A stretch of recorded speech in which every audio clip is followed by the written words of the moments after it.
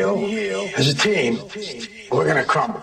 Inch by inch, play by play, till we're finished. We're in hell right now, gentlemen, believe me. And we can stay here, get the shit kicked out of us, or we can fight our way back into the light. We can climb out of hell. 1 inch at a time. You know, when you get old in life, things get taken from you. I mean, that's part of life. But you only learn that when you start losing stuff. You find out life's this game of inches. So is football. Because in either game, life or football, the margin for error is so small. I mean, 1/2 a step too late or too early, and you don't quite make it. 1/2 second too slow, too fast, you don't quite catch it. The inches we need are everywhere around us. They're in every break of the game, every minute, every second. On this team, we fight for that inch. On this team, we tear ourselves and everyone else around us to pieces for that inch. We claw our fingernails for that inch. Because we know when we add up all those inches, that's going to make the fucking difference between winning and losing. Between living and dying. I'll tell you this, in any fight, it's the guy who's willing to die who's going to win that inch. And I know if I'm going to have any life anymore, it's because I'm still willing to fight and die for that inch. Because that's what living is. There's 6 inches in front of your face. Now, I can't make you do it. You got to look at the guy next to you. Look into his eyes. Now, I think you're going to see a guy who will go that inch with you. You're going to see a guy who will sacrifice himself for this team because he knows when it comes down to it, you're going to do the same for him. That's a team, gentlemen.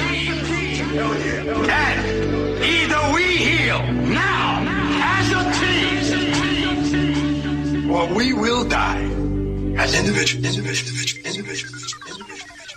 Ideas are bulletproof. Ladies and gentlemen, welcome to another live edition of Down the Rabbit Hole. I'm your host, Popeye, from FederalJack.com. Today is March 28th, 2012, and I've got a good jam-packed show for you. Now, I want to get right into it because there's a bunch of stuff that I want to play for you guys. There's a few news things I'd like to get to, but unfortunately, first, I still have to cover the media spectacle that has become the death of a young boy here in Florida. And the reason I'm going to cover it, spend a good portion of tonight covering it, is because I'm tired of the race baiting by Sharpton and Jesse Jackson. And I'm tired of the media spectacle between politicians, the media, Al Sharpton and Jesse Jackson. This has become a circus. I don't even want to call it a circus. Circuses are at least entertaining. And the story goes up and down, all around, okay? Changes every day. And of course, that's because new facts come out every day. So without really having the evidence, the media went off, proclaimed Zimmerman the killer. And they kept calling him the killer, the murderer, the killer, the murderer. And I'm not saying whether he did kill him in self-defense or didn't. We really don't know. I'm not trying to make a judgment call on on what happened between Zimmerman and the child. Or I don't want to call him a child. He was like 17 at the time, and I guess he was like 6'2". So we'll say Trayvon. Okay. So Zimmerman and Trayvon got into it. Whatever happened, until we can get and look at the police reports and see what the secondary investigation brings up, and until we can actually see all of the evidence that the police went on and everything else, we won't know who the aggressor is and who wasn't. And I don't want to pitch blame on either side. because that's not the whole point of even bringing this up. The reason I was forced to talk about this was because the media, obviously, and certain politicians, Alcee Hastings, President Obama, all the anti-gun nuts, the left, the hardcore, quote-unquote, left liberal media, all attacked guns. Oh, we got to repeal this law. It's the law's fault. It's the law's fault that this guy did it. Because the law, an inanimate thing that doesn't make any decisions on its own, is at fault because it allows the guy to defend himself. It's just, and I had to go over that. I had to explain how that was being thrown in there and being used for a political gain on that end. Then, of course, you always have Al Sharpton and Jesse Jackson, two of the biggest race-baiting shit stirrers there are on this planet. And yes, they are. Jesse Jackson is not a great guy like people think he is. You should do your research into how close he was to Martin Luther King. He was right there when King was killed. Kind of makes you wonder, huh? Especially since Jesse Jackson's a member of the Council on Foreign Relations. Oh, I'll bet you didn't know that. Big surprise. Member of a secret society taking part in things like race baiting and riling people up. Who else took part in the race baiting of this story? The media. It was a white guy shooting a black guy. No, it wasn't. He's mixed race. Half white, half Hispanic. But they leave that part out. The guy's name, George Zimmerman, sounds very white. So they race bait. They get people all riled up. And then what happens? People take to Twitter and they take to Facebook. Righteous action against Zimmerman for the killer of Trayvon. And then what happens? Somebody gets Zimmerman's address. Or what they think is Zimmerman's address. And they put it out online. Except, it's not George Zimmerman's address. It happens to be the address of someone who has the same last name and their middle name is George, but the full name was William George Zimmerman. Completely different person. And they published the wrong address. The elderly couple that lives at the address had to move to a hotel due to the media, the death threats, the phone calls. You know who was one of the people responsible for tweeting that? Spike Lee. Oh, yeah. Mr. Self-Righteousness himself. Yep. I'm out there, I'm fighting for black people. You know what, Spike Lee? You're fighting for nothing. You're a shit stirrer. You hopped on a bandwagon because you got half-assed shinfo, which I talk all about all the time. Shitty information, shinfo. You got half-assed shinfo. And I'm just going to, this is the guy's address. I'm going to be righteous from my phone. This is another thing. Trendy, being righteous from your phone. Just like sharing a Coney 2012 link on my Facebook page or my Twitter account. Now I am an activist. No, you're a douchebag. And without doing any research whatsoever, bad things happen. Like this, where the address to this old couple was put out. That doesn't matter if someone says, oh, we're so sorry that we put out the wrong address. The damage has been done, douche. Think before you act. Everybody wants to hop on bandwagons. Social control, okay? It's all social control. When there's a bandwagon that you see everybody's hopping on board, take a step back and look at it for a second and see if there isn't somebody with a big shit-stirring stick in the middle of it. And when it comes to race baiting, it's usually Sharpton and Jesse Jackson.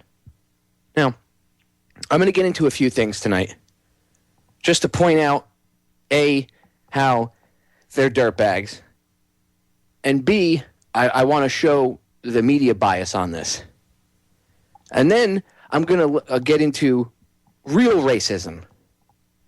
Everybody thinks, oh, we need the government to protect us from bad racists that have guns in this country. Oh, take away the Second Amendment from the bad person. Really?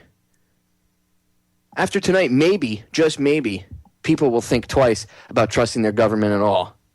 Okay? And when I say that, I say that's directed to black people in general. Because there is I'm going to be playing a clip that speaks directly to you. So you guys can get the wool pulled, off your eyes, and you can see what's going on. The people that believe that Obama, he'll save us. No, there's government plans to if they were going to do roundups, right, for FEMA camp roundups, do you know who the first people they go after? Every plan, Rex 84, you know who they go after? They go after the black people first. They'll actually separate the black people and round them up first. You think I'm lying? Go look it up.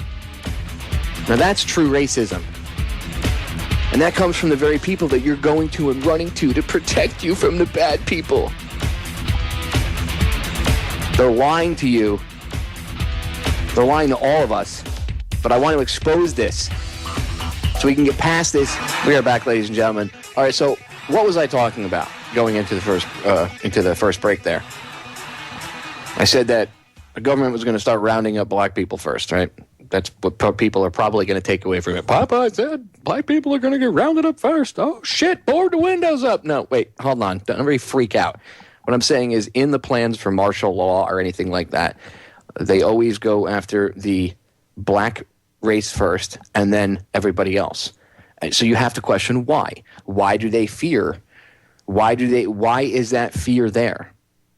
Now, of course, a lot of it has to do with the inherent racism in the people that write the laws at the time, too. And one must remember, as I've said before, racism as the vitriolic fervor that comes out, on either side of the coin. You get like the Ku Klux Klan is a perfect example. Okay.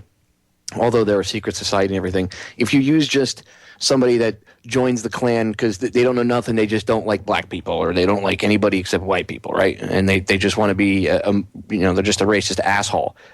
From the time they were children, that person has had that rammed into their skull, okay? And it's done with all different races. First of all, it's not white people hating everybody else. All races have racism in them. Okay, that's one thing I learned at a very young age when I got away from the area that I grew up in and I got to explore the world and I get to travel. I realized that all over everybody, no matter what race they are, there's racism in that race amongst themselves and then amongst outsiders. Okay, so it covers everything. So it's not just one group of people that has it. So why is this... why are these ideas so, why are they held onto so tight? Why do people, yes, only white people are good, or, someone else, only Spanish people are good, or, only black people are good, or only Jewish people are good, or only Arabs are good, or only this is good, and only this, and everybody else is bad. All that stuff is pounded in using religion and everything else. But racism is the one thing that connects all of it, because you'll find it in religion. You'll find it in parents teaching things to their kids. Oh, don't like that guy because he's a black person. Don't like that person because they're Spanish. Oh, that guy's a white guy. Oh, that guy's a Jew. Why is this push so hard through society? Why?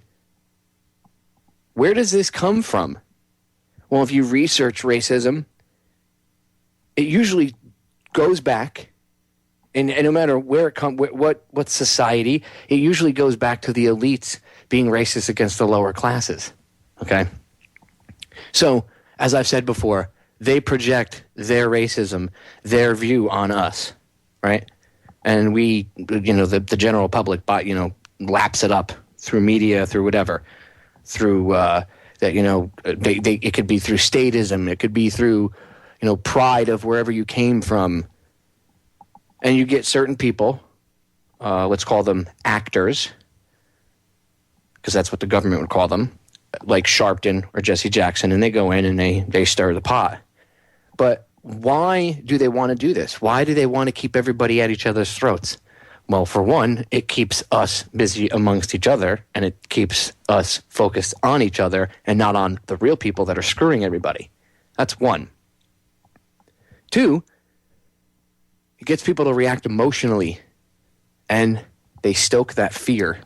Remember, that's the base thing that Al Sharpton and Jesse Jackson are stoking when they go down and they speak to these large crowds. They're stoking their fears and their anger. Now, their anger comes from their fear. That's where, the anger comes from their fear. They don't want to be, they're tired of being put down. They're tired of this constant, in their head, whether it is, and it is real, there is racism in this country, and things do happen. But in their head, especially in this moment, because of all that emotional energy, it's being rammed into them that you have to be tired of this. You gotta be, and they want them to get ramped up. Now, why would they want them to get ramped up?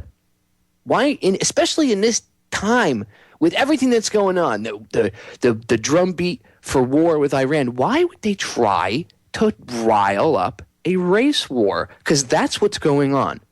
Ooh, those are strong words, Popeye. Well, it's not like they have a plan and they're hoping this will be the straw that breaks the camel's back. It's a slow process. It's like keeping water at a certain temperature and then slowly turning it up every once in a while, incrementally when you can.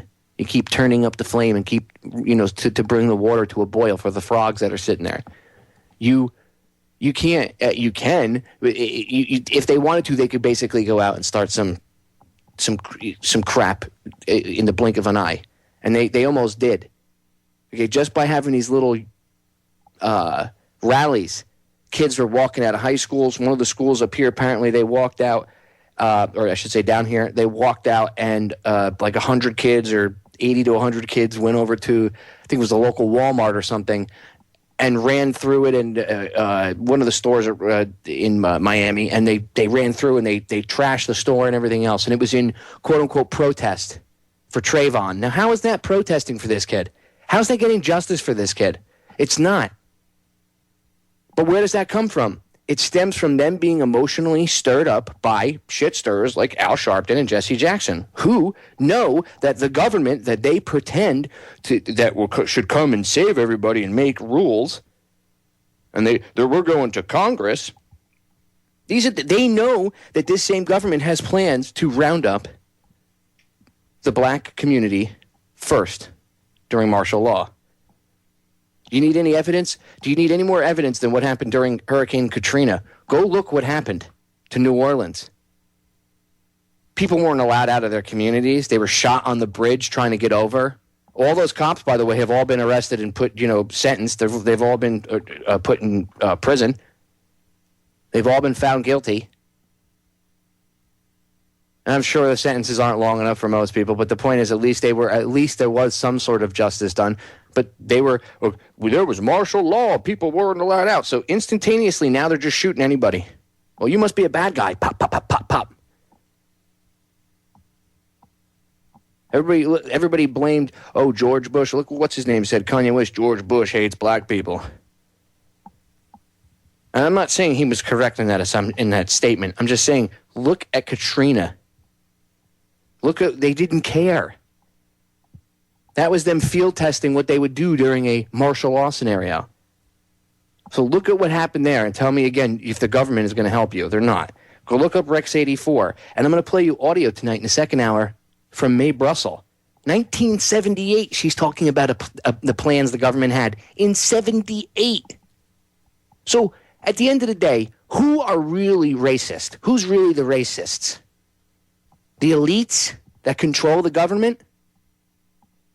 Well, I guess I'm not allowed to say that anymore, right? Because now Obama's the president and he's a black president. But wait a minute. He's killing people in Africa. In fact, he's the first president to bomb Africa. I know we bombed Libya, quote unquote, with Reagan, but he's like leading the invasion of Africa here. Couldn't do that with a white president, could you? So I guess maybe it was a conspiracy to get him in because he's just a puppet and he's a face. And maybe people can accept him going in and killing people in Africa because it's not a white guy doing it, it's a black guy doing it, so it's okay. And it's humanitarian. That's the new trend face on this. Have you followed me at all yet? Do you see where I'm going with this? Do you understand? You're being lied to, played. Don't buy into The BS, right back. They need us separated and arguing amongst each other, ladies and gentlemen, so that we don't realize that we are all one human race and that we need to evolve, because that's what's happening. As a species, we are evolving. And we need to... There's two paths, like Cooper said. We have an evolution coming up, and there's two paths. One is this tyrannical prison planet type existence, and the other is, for lack of a better term, a paradise type existence, with free thought and, exploring space and the oceans and everything else. We have to make that choice. We're evolving. These elites need to stay significant. They need you to think that you need them to be in power. In order to do that, they need you to be afraid, compartmentalized, by yourself, feeling distant from everybody else around you. And that's what they've done to the entire human race. Except, and this, by the way, goes back thousands of years, but there's this mass awakening happening. That's why you see the media pushing things like this. And remember, what was not talked about this week that happened last week, St. Paddy's Day. And what did I say? I said, this coming week, they are going to find a flavor of the week to talk about and put all over your TV, and you will never hear a peep about the executive order for peacetime martial law that Obama signed. The only thing I saw was a quick little blurb on Fox News. That's it.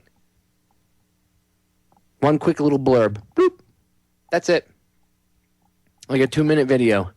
And kind of laughing at people that thought it was a bad thing. Oh, ha, ha, ha, those conspiracy theorists. Ha, ha, ha. Didn't get covered, did it? Did you see any? Oh, I didn't see any coverage. Did you? Did you see anything in the newspapers? No.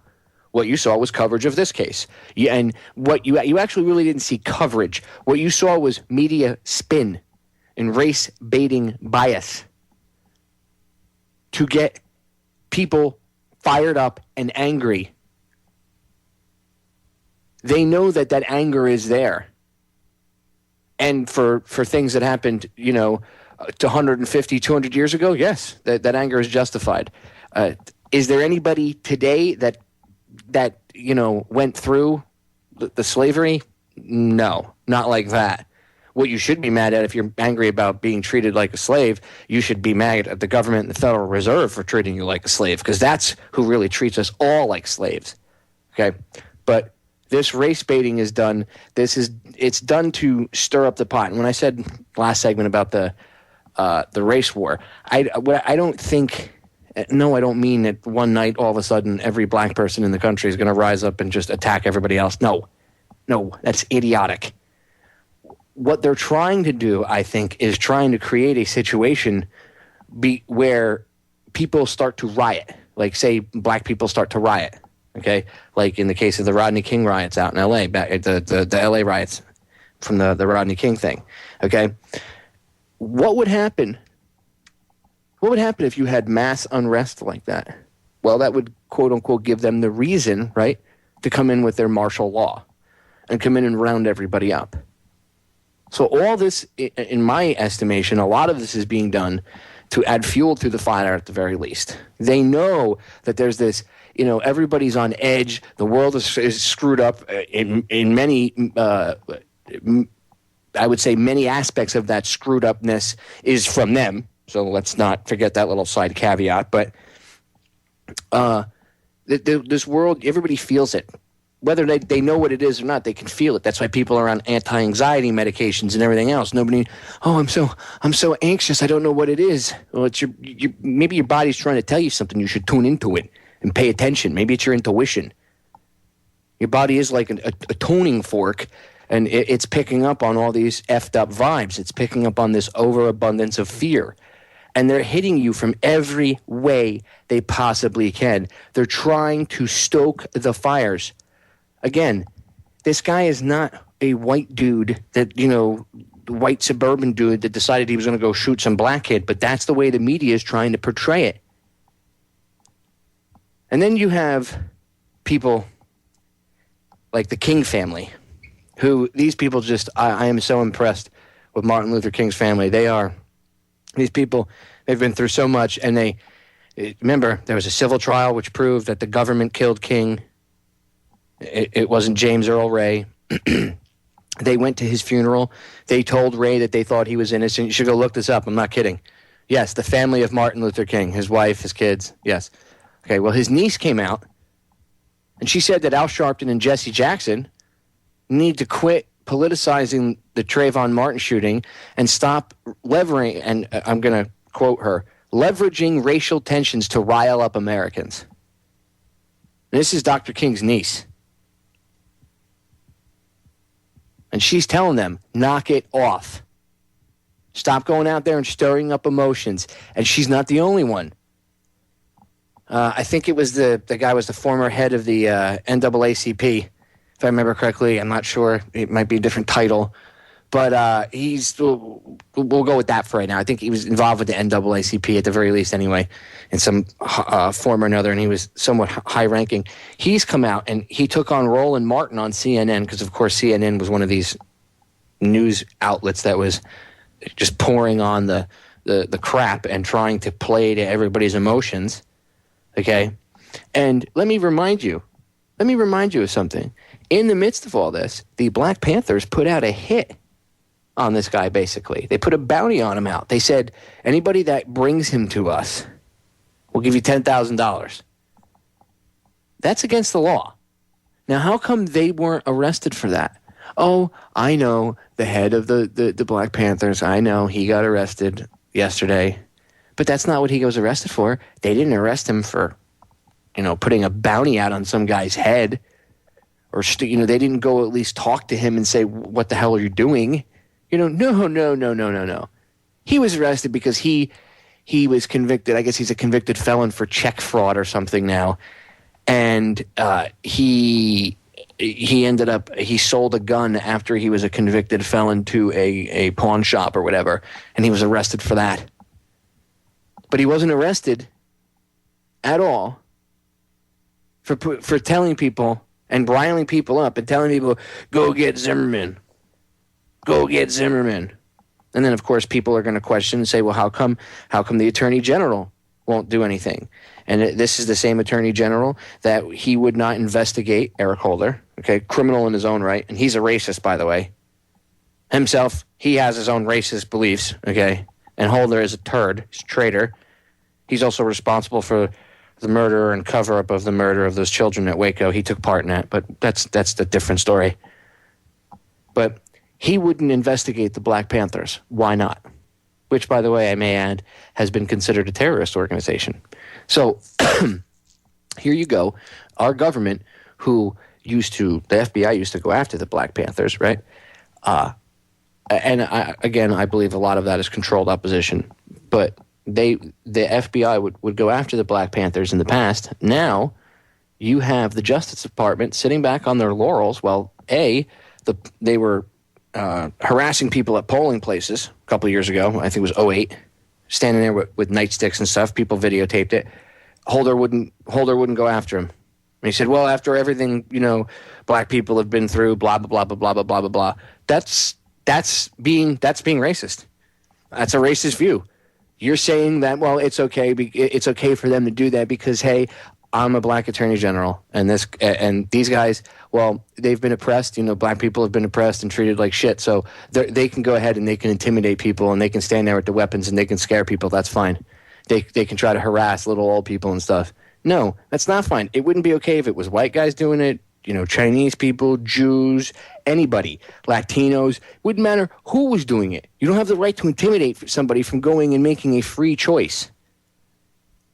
But see, this builds into it. This plays into it because Holder's inaction and him not doing anything and making comments like that riles up the other side.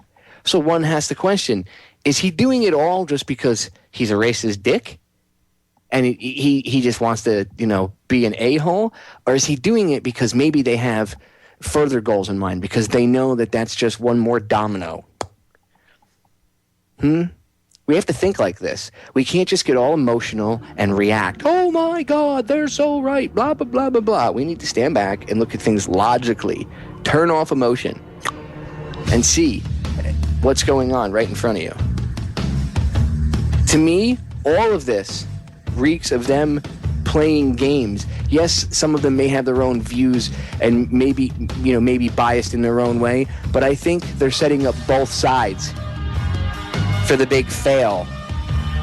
They love to play both ends against the middle, ladies and gentlemen. We'll be right back. We are back with the final segment of the first hour, ladies and gentlemen. And when I play that clip next hour of May, you'll hear her in it during the one of the segments. I'm not sure exactly which one it'll fall into, because of the timing of the clip. But you'll hear her make a reference in '78 that Sharpton and Jackson were full of it. So this has been going on for a very long time. And now again, so people understand how I'm kind of trying to wrap this up in a nutshell for everybody. Basically, they're playing both sides against the middle. They're trying to amp up emotion on both sides.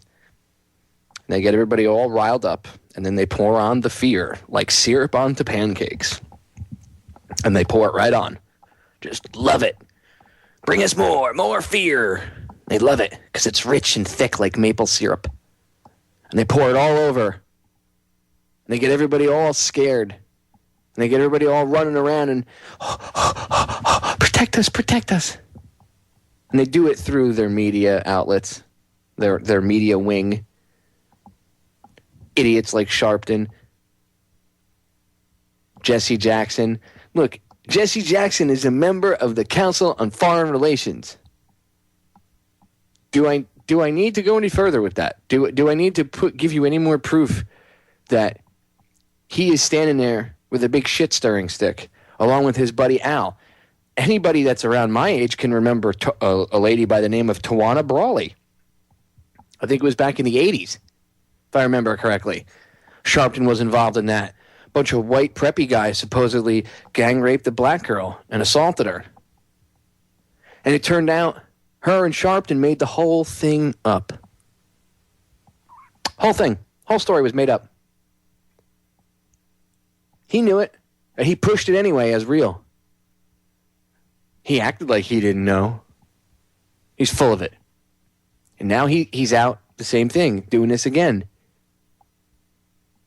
It's to rile up the emotions. It's to get people all excited. Because as I played in the episode I did the other day when I was explaining to you about the false ego and you heard Dr. Bruce Lipton talking, what did he say? He said when you're in a stage of fight or flight, when you go from from growing to the protection mode, your blood goes from the viscera, the gut, to your limbs, to your hands, your legs. So you're ready to fight. Protect yourself with your hands. You're ready to run with your feet. Fight or flight. But you're not ready to grow.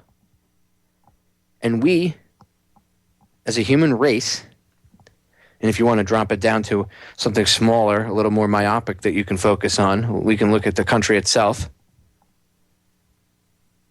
We are in that protective state right now. And it is 24/7 fear, fear, fear, fear. Be afraid.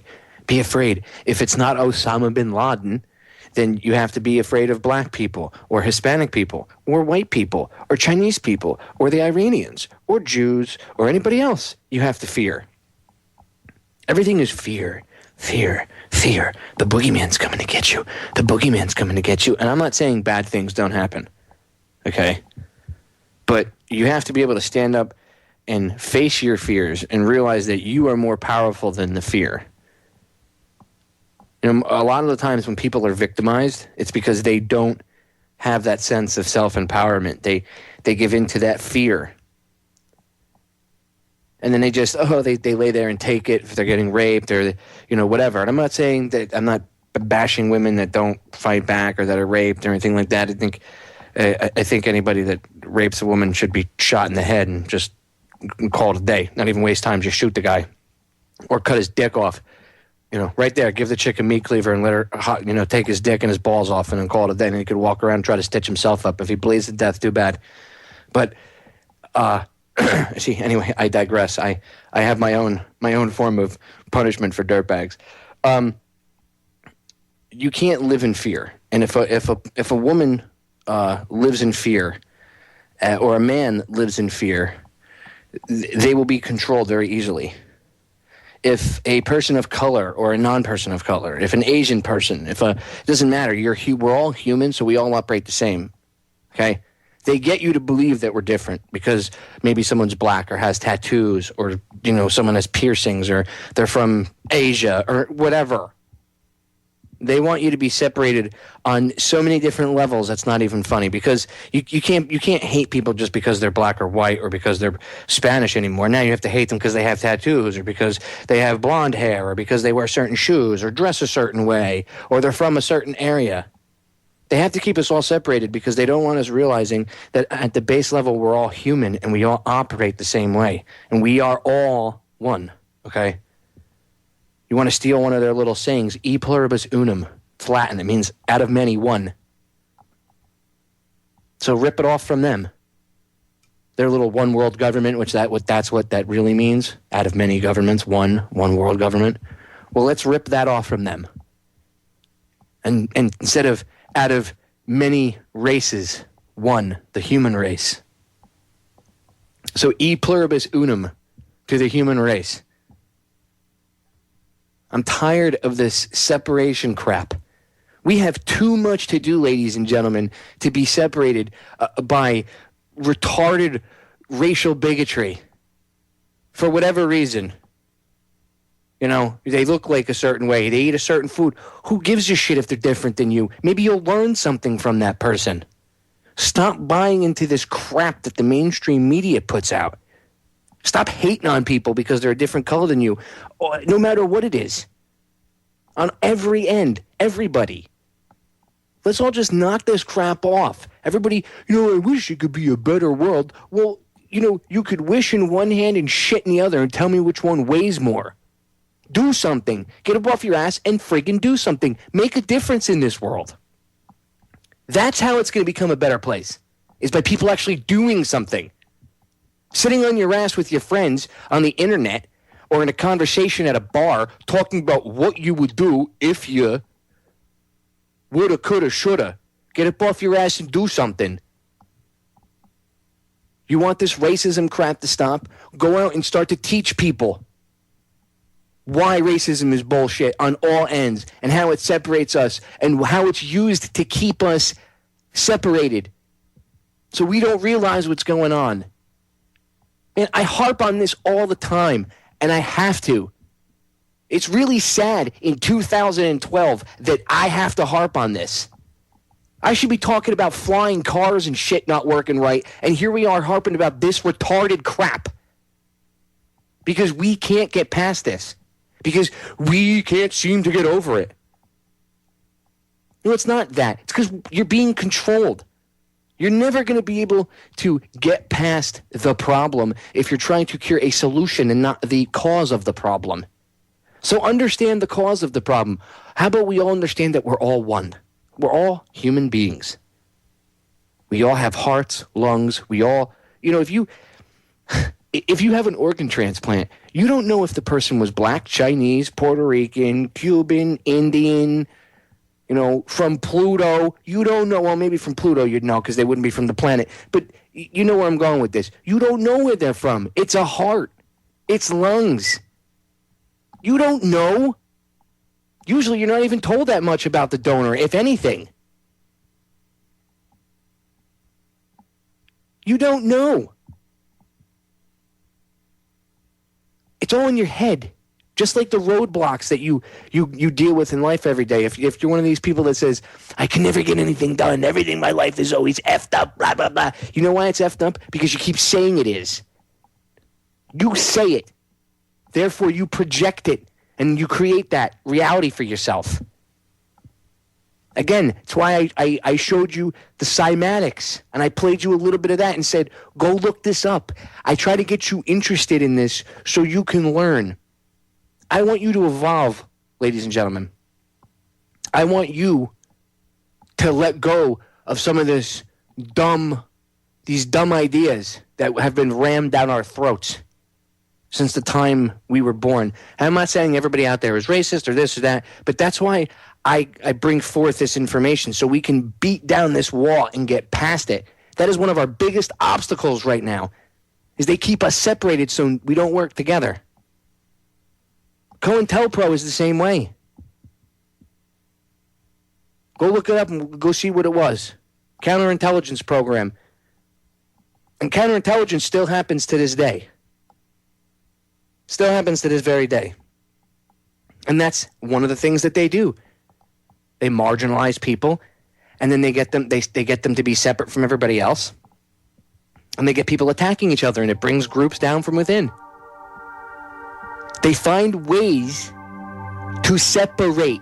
Do you understand at the base level what I'm saying to you? They find ways to separate us so that we do not realize that we're all on the same friggin' team. It's us versus them, not us versus us. Get it? I'm trying to rally the troops. Let's go. Get up. This is Sparta! It's time to get angry at the right people instead of being angry at each other. In fact, you should turn the anger off so you can focus. All right, we're going to break. We'll be back with hour number 2 in a few minutes. I'll be bringing Mae Brussel back. So stay tuned. Ladies and gentlemen, we are back with hour number 2 here on tonight's edition of Down the Rabbit Hole. I am your host, Popeye from FederalJack.com. And as promised, I will be getting into the Mae Brussel clip that I promised to play for you.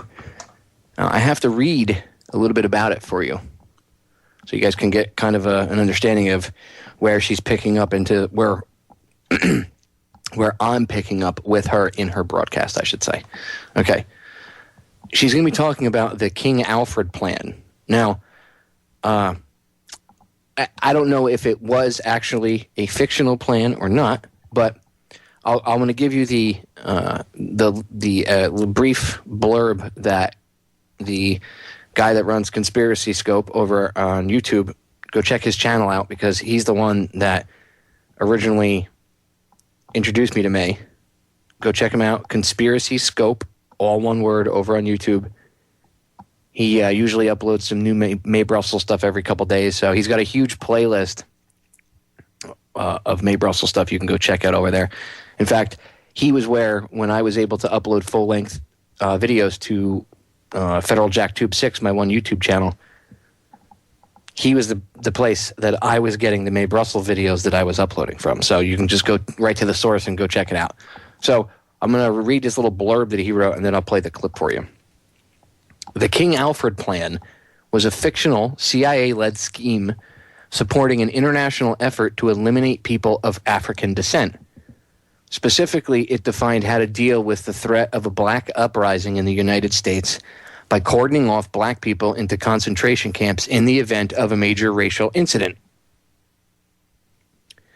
The plan first appeared in John A. Williams's 1967 novel, The Man Who Cried, I Am, a fictionalized account of the life and death of Richard Wright. In the afterword to later editions, Williams compares the King Alfred plan to intelligence programs devised by J. Edgar Hoover in the 1960s to monitor the movements of black militants.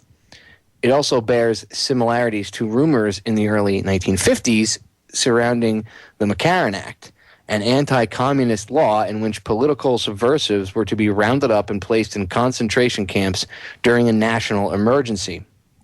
When his novel was first published, Williams photocopied portions of the book detailing the King Alfred plan and left copies in a subway in subway car seats around Manhattan. As a result, word of the King Alfred plan spread through the black community, and the truth of its existence was often assumed to be unchallenged. Performer and musician Gil Scott-Heron created the song King Alfred Plan, included on his 1972 album Free Will. So, what according to what was written here, and you're going to hear Mae doesn't think it's fictional. That's why I want you to hear what she has to say. Now, according to this, the book basically is based on things, obviously, the author found that were real. And when people found the book on the subway, they assumed this was a real plan.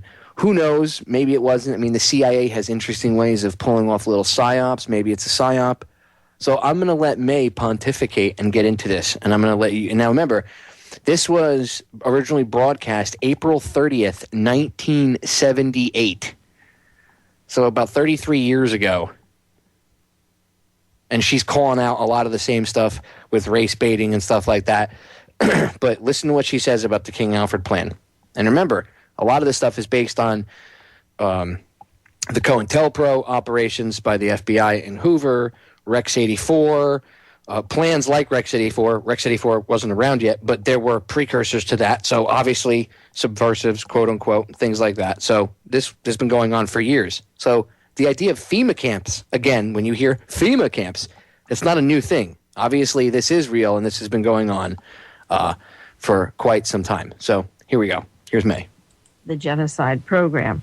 When the book came out, The Man Who Cried I Am, in 1967, it's by John Williams. A lot of people, book reviewers, he thought at that time that it was possible that this book was true. I'm sorry, it was 1969.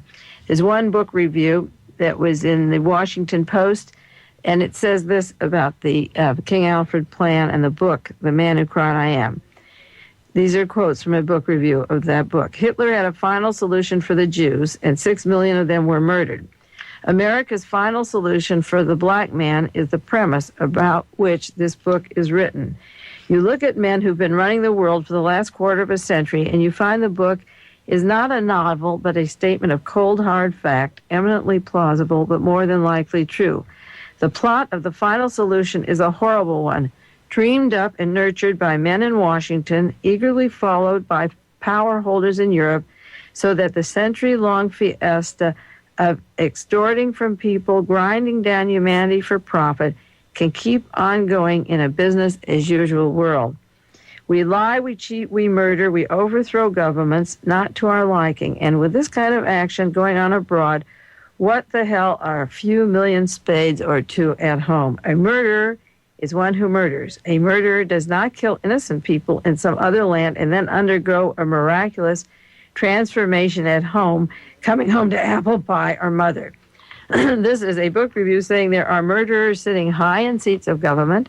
They are bland, napalm-making baby killers sitting around the councils of the tables of our largest corporations. They are the worst killers of all. They kill not in anger, not even for revenge. Their murders are wholesale and coldly planned, carried out for profit, and they will kill anyone and anything that gets in the way. The two irreconcilable enemies are described in this book by Mr. John Williams as the blacks and whites, a tune of hate and prejudice orchestrated for profit, depending upon hate and prejudice. Each side is the unwitting patsy for the struggle of our time. Malcolm X was one of those who knew this about the King Alfred plan, and he was murdered. And Uncle Tom agents for the CIA or FBI, they all smell the same, are knitted together by their white cohorts until the final solution becomes evident to them. Now, this is the King Alfred plan, the sheet that is reprinted in the book, The Man Who Cried I Am, but I have a copy of it that was not photocopied from the book that came from a person who has been doing a lot of investigative work and said it came and did come from the National Security Council. King Alfred, in the event of a widespread and continuing coordinated racial disturbance in the United States, the King Alfred will be directed by the President of the United States to be put into action immediately. And remember Jimmy Carter's racial purity statements as a front and a possibility. This goes on. The agencies that will participate are the National Security Council, the Central Intelligence Agency, the Federal Bureau of Investigation, the Department of Justice, the Department of Defense, and the Department of Interior. The participating agencies will be the National Guard and the State Police. The participating local agencies will be the City Police and the County Police. The memo from the National Security Council says before 1954, even before 1954, when the Supreme Court of America declared it to be unconstitutional to separate educational and recreational facilities, there was racial unrest and discord that became a part of the American way of life. That way of life was repugnant to most Americans. Since 1954, however, that unrest and discord have broken into widespread violence. The peace and stability of the nation are in dire jeopardy. The violence resulted in loss of life, limb, and property. It is costing the taxpayers billions of dollars, and the end is not in sight. This violence has raised tremendously grave questions as to whether the races can live in peace with each other. Each passing month brings new intelligence that, in spite of new laws passed to alleviate the condition, the minority is still not satisfied. Demonstrations and rioting are part of the familiar scene. Troops have been called out in every city. Our image... All right, ladies and gentlemen, I'm going to stop it there. And we'll pick it up on the other side of the break, so stay tuned. Don't go anywhere. All right, ladies and gentlemen, let's get right back into May. As a world leader is severely damaged. Our enemies press closer, possibly at a time during one of these outbreaks. The minority, meaning the blacks, have adopted an almost military posture to gain their objectives, which is not clear to most Americans. Therefore, when their objectives are denied, the minority, racial war must be considered inevitable. And when the emergency comes, we have to have total involvement of all 22 million members of the minority, men, women, and children, for this project, and it will be launched. And its goal is to terminate once and for all the minority threat to the whole of American society and the free world. Typed out Chairman of the National Security Council. The end. You heard the phrase terminate, correct? Terminate. What do you think they were referring to? I hope you don't think they were referring to, like, oh, we're going to just round them up and put them in camps, and we'll give them food and water, and we're gonna terminate their rights. No, they're talking about termination, death, extermination. This is no joke. And this is back in 78. Now, she's reading from their stuff. Check it out. Typed by the Secretary of Defense, says that the survey shows that during a 6-year period, the production, as being birth rate, created 9 million objects. Those are black children, or 1,500,000 each year. Production could not dispose of the containers. The parents, in other words, do not get rid of the children. Therefore, we have a bottleneck. However, that was almost 20 years ago. We suggest the vaporization technique be employed to overcome the production problems inherent in King Alfred. Now, one of the things that the King Alfred plan said when it came out in 1969 was that these people were an embarrassment to foreign policy. If you remember the memos of the FBI against Malcolm X and Martin Luther King, it was that they are embarrassing us overseas by exposing American racism. If you think that from 10 to 40% of all blacks up to age 25 are unemployed, or a newspaper account this week that after 10 years of housing and consideration of minority housing, it is difficult for blacks to get homes or apartments. The statistics were in the paper this week, so that there's no provision for housing for blacks, there's no provision for jobs, and there is a lot of provision to turn them into dope addicts and drug addicts and get police on the streets, so that it makes a situation ripe for violence where you eliminate the leaders, you have no housing, you have no employment, they're forced to break stores and riot on the streets, and then the King Alfred plan becomes the solution. Now, for the King Alfred plan, the United States is broken into a map of 10 areas. The capital region, which is Washington. Did you hear what she just said? This is 1978. What did she just say?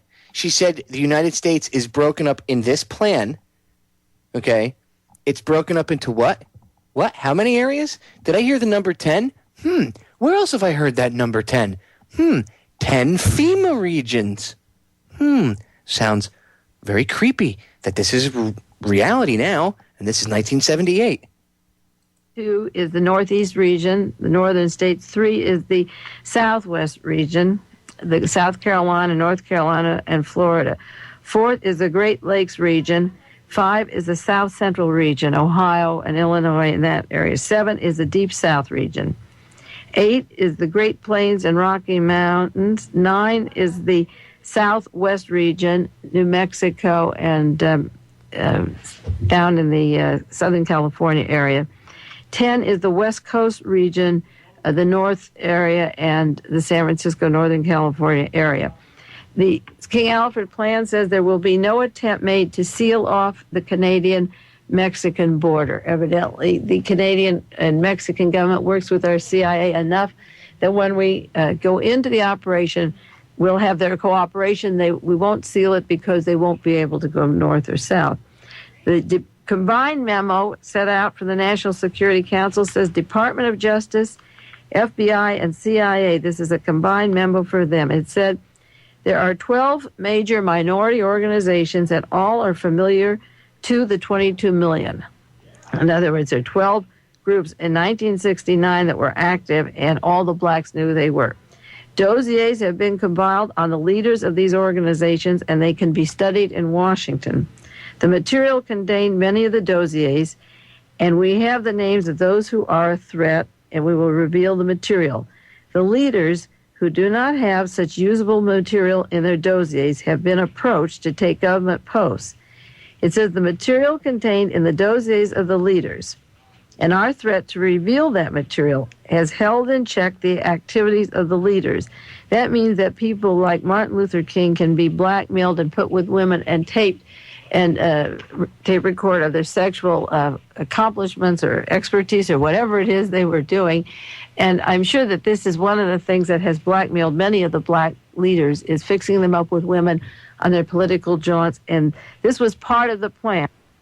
Again, going back to Jesse Jackson, how many times has he had problems with women coming out and, he's got my baby or this or that, or he said this, or he was rude, or he pinched my ass or whatever.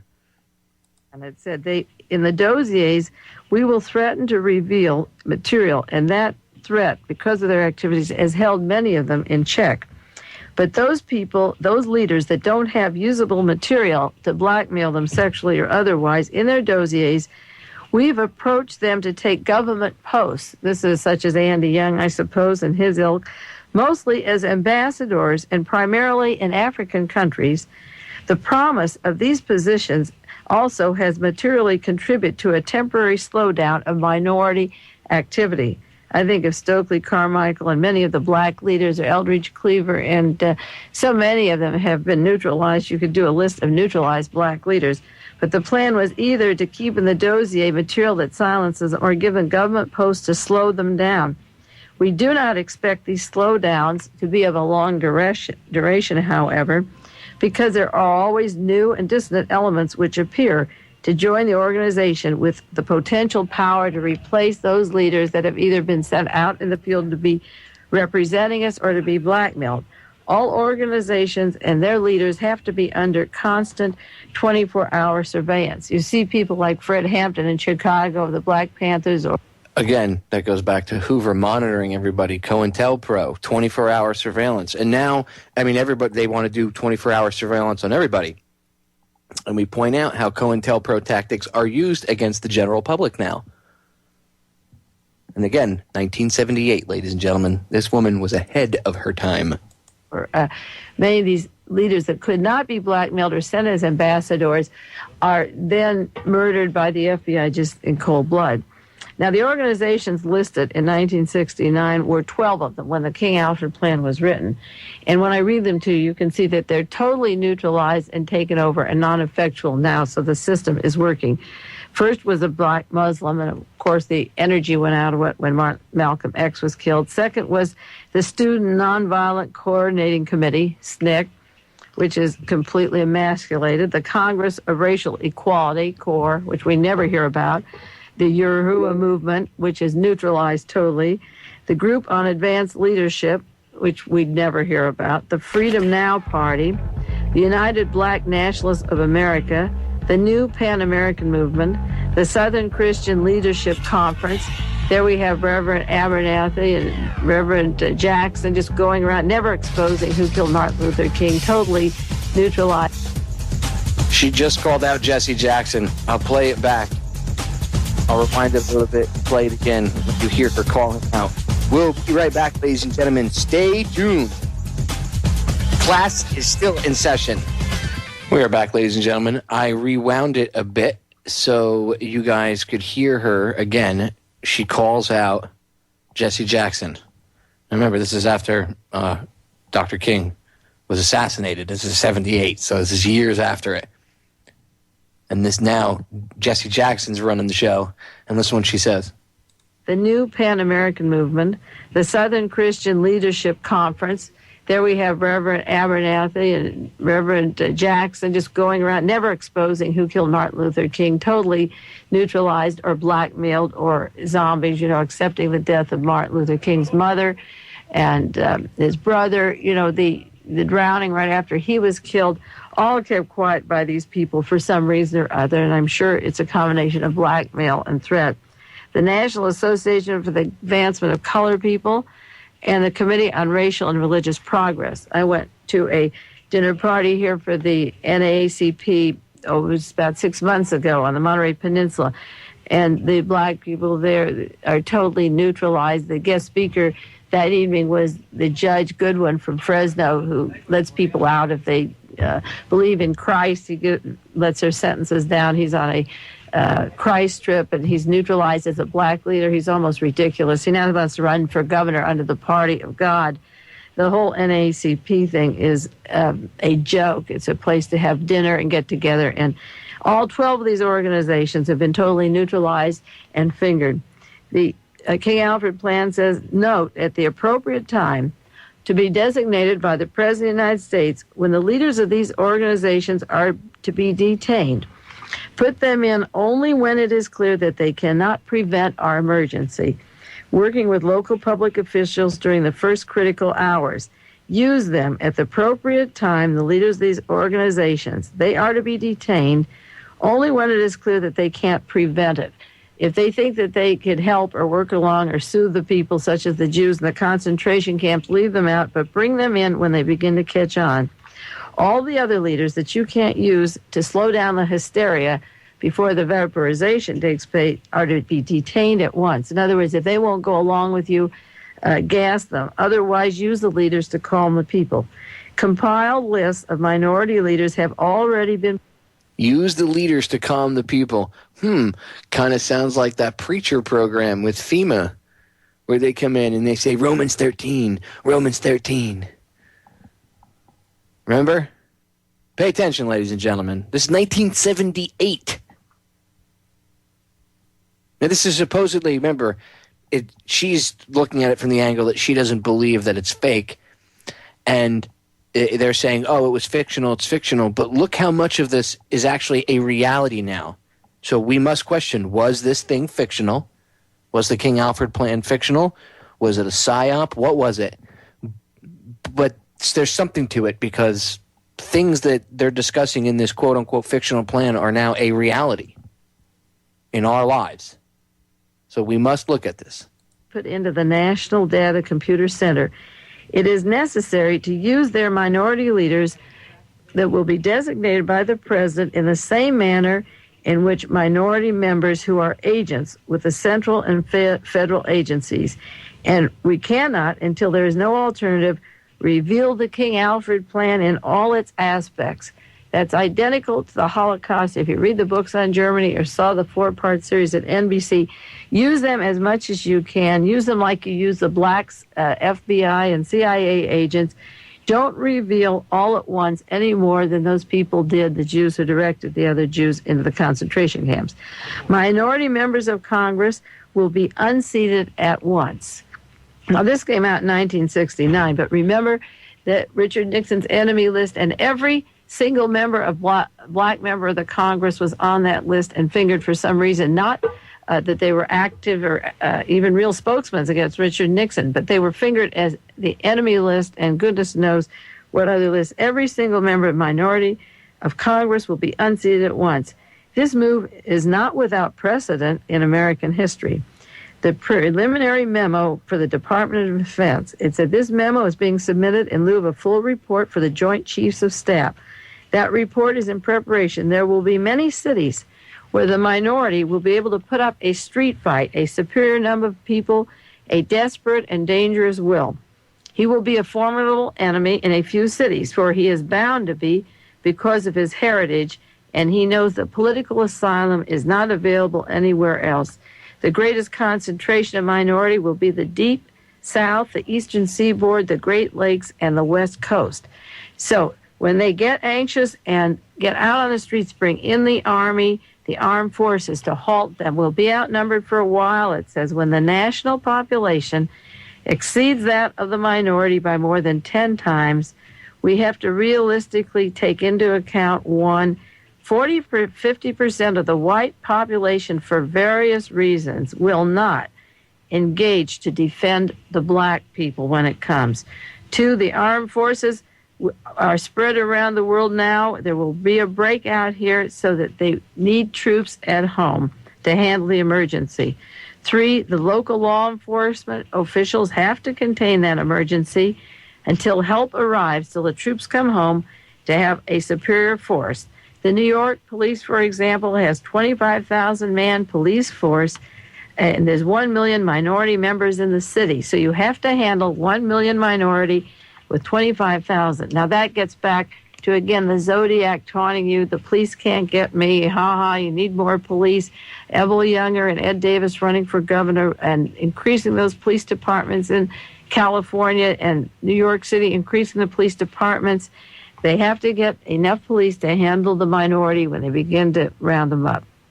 The King Alfred plan, which you can get, incidentally, in the library, in the book by John Williams. You can check it out from the library.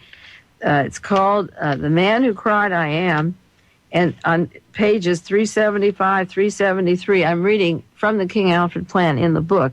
But as I say, I do have a copy of the original that didn't come from the book, but you can get a copy in the book. And after John Williams wrote that book on Malcolm X and the King Alfred plan, he became a non-entity. You never hear the name John Williams. He isn't on the talk shows. You don't see him kicking around and making a spectacle like Sammy Davis Jr. or Ben Vereen or some of these happy blacks who are making it in the system, or even Richard Pryor, who kicks ass in the system but is still very much a part of it. John Williams is never heard from, and probably because he exposed this plan. It goes on to say that local police will take over first for the minority and head off the emergency. There's a 10-point program before the vaporization begins. Countdown is this. 1, the local police take over the emergency. Count down to 8 hours. Give the local police 8 hours from the moment the president declares the national emergency and brings in the guards and the local police. The third step in the 7th hour is the local police and the county police join together. Not only the local, but the county comes in. The 4th step is that the state police and join the county and then the local forces, the armed forces that are available. The 5th step is the federal marshals join the state and the county and the local forces. The next step is the National Guards, who are federalized or held in readiness to come in on these riots. And the next step is then that the regular armed forces are alerted to take up their position. The next step is that all minority leaders, national and local, are detained all over the country. The next step is that the president addresses all minority and black on radio and television, and he gives them 1 hour to end the emergency. This is a 10-hour countdown of how it's to proceed. And then 10, all units under regional commands go into Emergency O. And Emergency O is, according to the committee report, it shows that during this 6-year period, as I read before, the production of the blacks created 9 million objects, 1,500,000 a year. That was back a few years ago. The production couldn't be disposed of, which is a bottleneck, and this has been going on for 20 years, that they've been increasing in numbers. Therefore, we suggest... Listen to how they talk. Now, she's reading, that's not May, that's her reading as if I was, reading from, the government's own white papers. She's reading from the quote, King Alfred plan. Now, I know that, again, it was said that it was fictional, but one has to look at this, and there's only a few minutes left, so I'll play the last of it in the final segment, but one has to look at this and say how much of this quote-unquote fictional plan is now a reality. We'll be right back. We are back, ladies and gentlemen. Good old Iron Maiden. Some classic stuff right there. That's when music was actually music. People can say there was hidden stuff in the music. Who knows? There probably was, but at least they actually played guitars and sung songs live and wasn't auto-tunes and all this other crap. All right. Let me play the last of this Mae Brussel clip here for you really quick. Just because of this emergency, the vaporization techniques be employed to overcome the production problem inherent in the King Alfred plan by the Secretary of Defense. And John Williams wrote, yes, those leaders clearly left themselves vulnerable for the hunters who for a generation or more sought communists with such a vehemence that they skillfully obscured the growth and the power of fascism. The black skins had stirred the fascists, and while these men were hunting the communists, the plan for the fascist takeover was happening. Do you believe the King Alfred plan is real? Do you believe it's fiction? The reason I know it isn't fiction is that I was very close to somebody several years ago who went on to Europe, who is doing very sensitive work, literally fighting for his life because he happens to be black. And he believes that this King Alfred plan has been in effect, is in effect now, and is doing, in his own way, something about it. There's a cartoon of Conrad in the paper this last week, very good cartoon of a man sitting watching television, the Holocaust, and his little boy is looking at him and said to the older father, "What did you do during the Holocaust?" Well, what are we going to do about this now? I will give some suggestions next week, but I have never done on the air for a long time, if at all, the King Alfred plan, reading it to you. That's what it is. The plans to vaporize the blacks, and if we don't educate them, employ them, and house them, it's bound to happen. And when they get in the streets, the government has the provisions to take over. Each week, I think we'll have a happier time on Dialogue Conspiracy. And there you have it, ladies and gentlemen. And that was May back in 1978. And she was saying that she thinks this plan for at least rounding up black people was real. Now, what if the release of this book, like I said in the beginning of the first segment, the little blurb Conspiracy Scope typed up. Again, go check out his YouTube channel, Conspiracy Scope, all one word, over on YouTube. Go watch all the Mae Brussel stuff. And a big thanks to him because he introduced me to Mae, and then I was able to introduce Jimmy to Mae, and then Jimmy is working on bringing Mae to all of you here on the network. So Conspiracy Scope is kind of like the domino that started it all. So thumbs up, buddy. I'm going to give you props on air. You deserve it. All right. Where I'm going with the King Alfred plan. What do I think it is? Well, maybe it was a psyop. And this is what I was getting into. Perhaps it was the release of the book, like Conspiracy Scope wrote, how it was left on a subway train or whatever on a seat. Maybe that was done on purpose. The CIA does things like that. Perhaps it was done on purpose so that it would get out there and they would field test the idea of martial law without calling it martial law. Because it would be somewhat appealing to some people because of their racist-based views. Meaning the general public. Like it would be, people would be, oh, okay, it's not that big deal, it's just black people. And they would be field testing to see how a certain group, a targeted group would act. Remember, when you do science experiments, they usually have control groups and stuff, and usually they don't, if they're trying to narrow things down or if they're trying to perfect things, they don't try to do things on a broad view. They usually, again, they break people up into categories and then take them on in little categories because it's easier to do that. And again, there were people that did have these racist-based beliefs, so I'm sure, because there is plans, like I said, in Rex 84, that the first people that were rounded up were to be the black people. So, and these plans were out there. So who knows if this King Alfred plan was real. Again, you heard May's take on it. She thought it was real. Me, I don't know. I haven't been able to see enough research to actually make a decision on whether it was a fictional story. And usually that's how the CIA would do things, employ this guy to write the book. Maybe this guy was, here, write about this, make a story based on this, whatever. This was their way of letting it out. And nobody was, again, the PSYOP was nobody was told it was fiction. Remember the whole thing with the War of the Worlds. Nobody was told that was fake either.